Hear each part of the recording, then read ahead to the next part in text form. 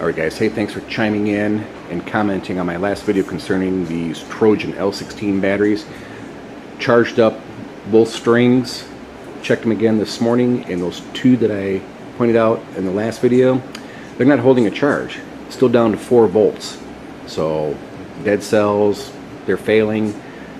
I'm not even going to deal with it. Everything is down cold right now, and I'm going to leave it like that until I feel like dealing with it.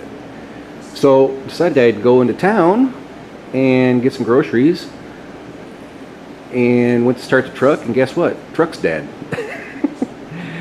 99.9% sure it's a dead battery. It's a 4-year-old truck. I bought it new and hooked up the charger to it.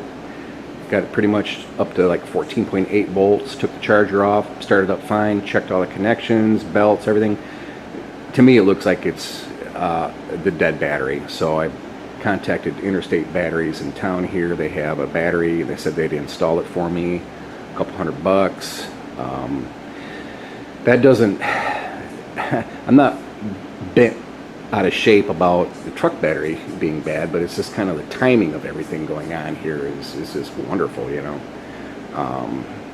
Replacing a truck battery is it sucks, but it's, you know, you got to do what you got to do. You know, go get groceries and stuff. But this solar battery thing is, you know, if it sits there till spring, so be it.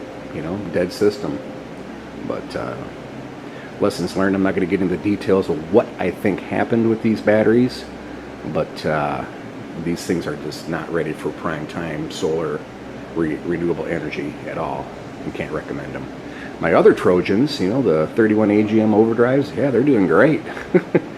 Really, really good batteries, but these ones, so I'll leave it at that. Have a great weekend, and you all take care.